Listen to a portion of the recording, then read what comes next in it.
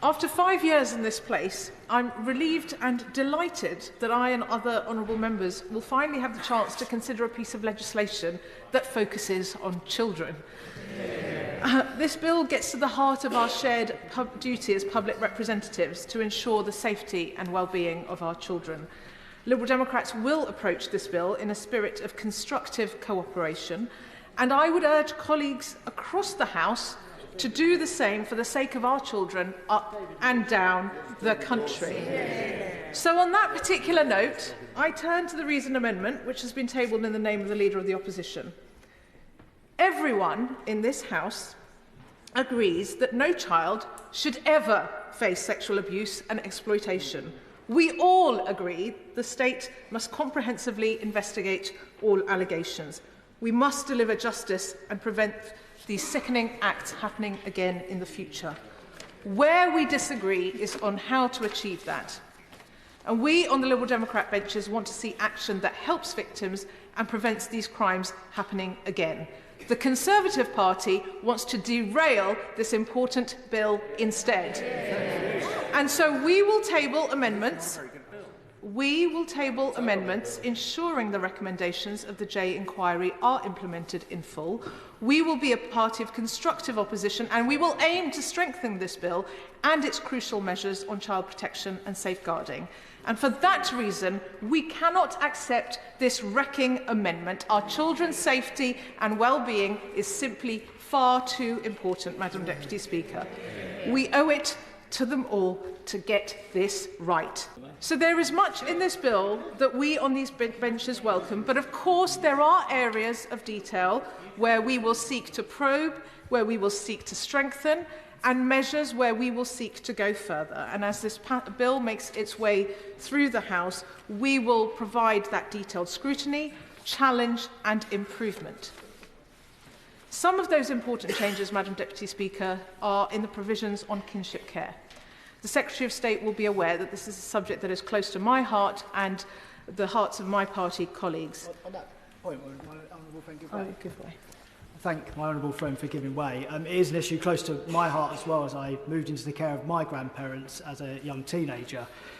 Does she agree with me that it's crucial we get this absolutely right first time, because it's such a rare opportunity to address kinship care, and so that ministers should keep listening to kinship organisations to fill in the gaps that they see in this bill, particularly in relation to the definition and mental health care support?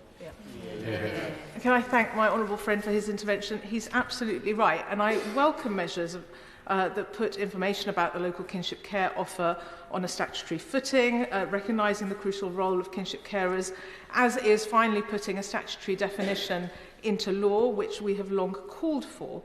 Yet a definition in and of itself will not provide the financial and indeed the practical support many families and children need, and areas where the government is taking action are limited to certain subgroups of kinship carers and their children, thus undermining the value of the proposed definition. And Kinship, the charity, have said that they hope to see future legislation and the forthcoming multi-year spending review further prioritise wider kinship care reform. So I will ask the Secretary of State and the Minister through the progress of this bill when they plan to expand the current pilot scheme to allow to provide allowances to all kinship carers, and why does the educational support in the bill not seek to extend pupil premium plus and priority admissions for children in kinship care? We welcome the bill's provisions on child safeguarding, including the register of children not in school. As Liberals, our party firmly upholds the right of parents to educate their children at home when it is the best choice for their child.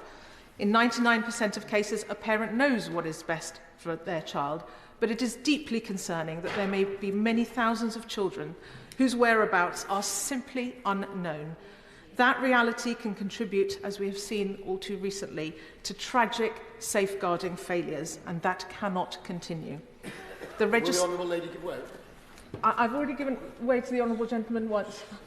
Oh, okay. I'm great. Honourable lady, I wonder if she can give a single instance where a child who was in home education, you've got to remember that children spend about 86% of their time when they're at school, out of school.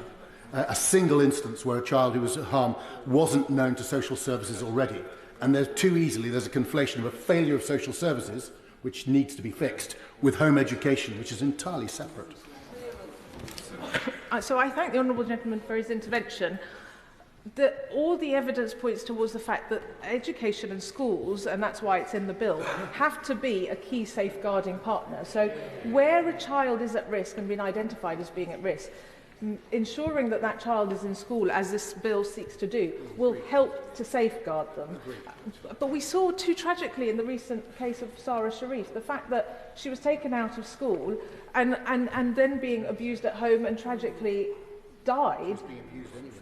But the point is, this is just an additional measure to make sure that she's safe. I want to reiterate again, and to colleagues on all benches, that we absolutely support and champion the right of parents to home educate. This is not an attack on home education. This is about ensuring that all children are safe. And when the Children's Commissioner, when the NSPCC, when many other organisations, and in fact parties on all sides of the House, the Conservatives themselves started to legislate for this in the last Parliament and then binned the provision. So I think there is actually cross-party consensus on this measure, and as I'll come to, there are areas of detail on this measure that we need to dig into through the progress of this bill. But in headline terms, I think having a register is a crucial tool in the armoury that we give to local authorities to make sure our children are safe. So, as I've said, the register has been called for by many organisations and all parties.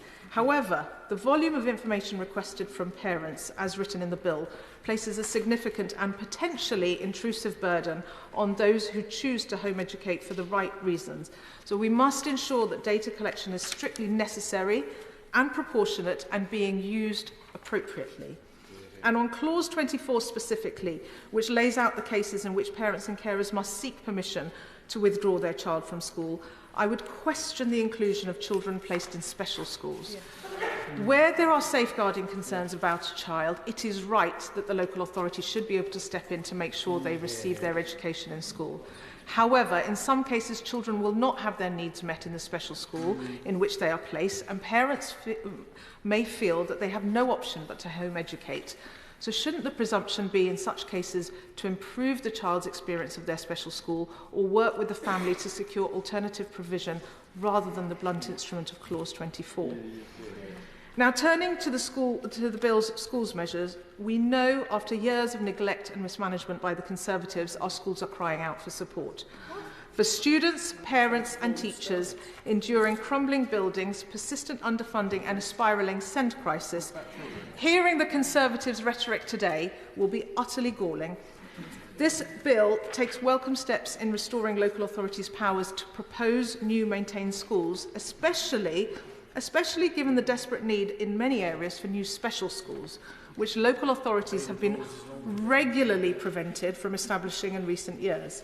And it's disappointing that this bill does nothing else to start addressing the desperate reforms that we need to improve the special educational needs system.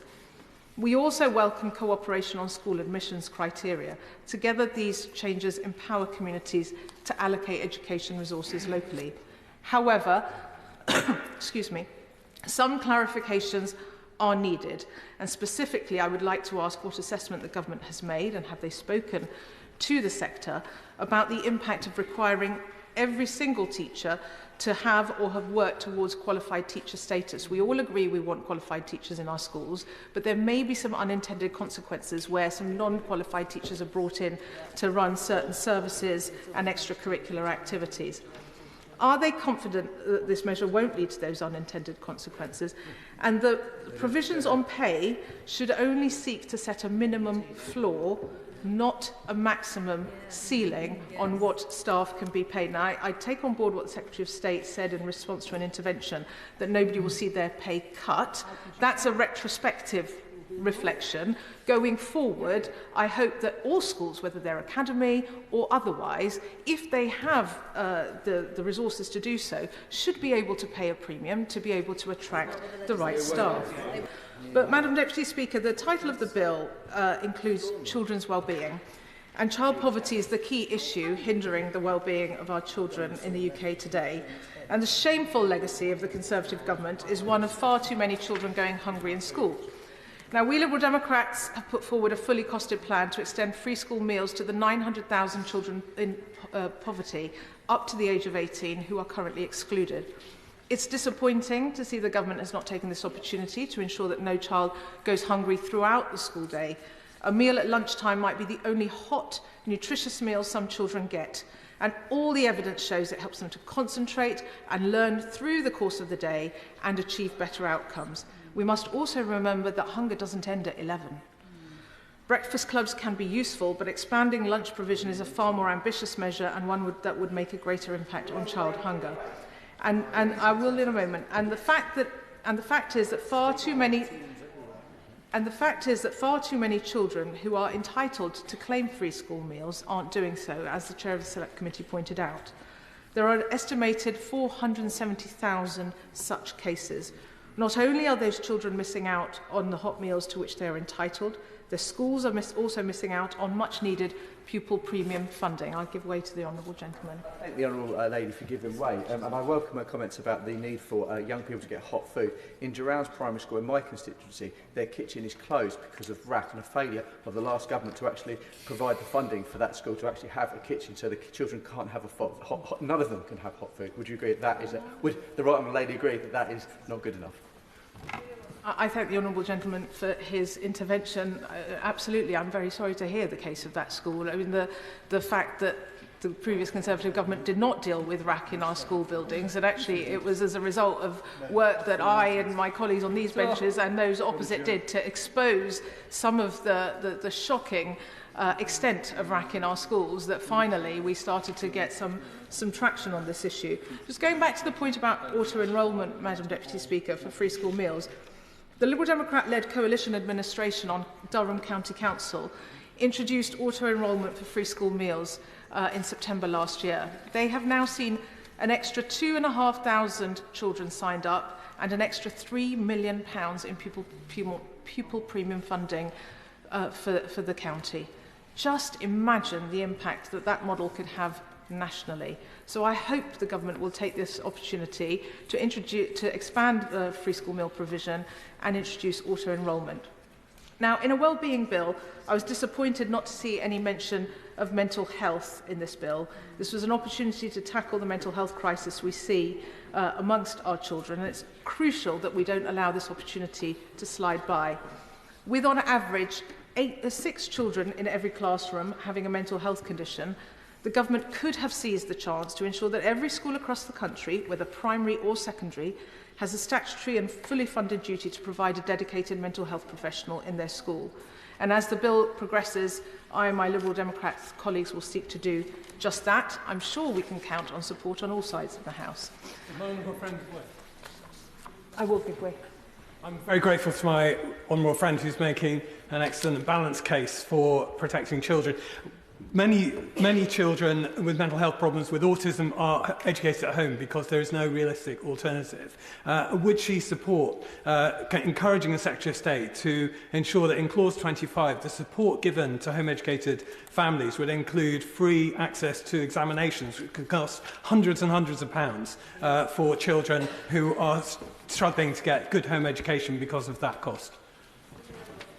I thank my honourable friend for his intervention. I'm very happy to support that. And in fact, when the previous administration introduced a schools bill, which they then decided to bin, we had the Liberal Democrats in the House of Lords had actually tabled an amendment that did just that. And I'm sure we will seek to do the same again this time round to support those families who do choose to home educate.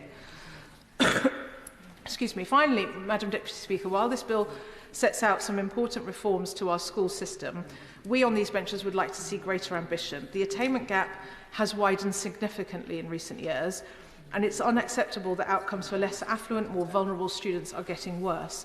And we believe that one piece of the puzzle can be a tutoring guarantee for every disadvantaged pupil who needs support. Tutoring, when implemented correctly, has proved its worth time and again. 7 in 10 parents whose children receive tutoring at school said it raised their child's attainment.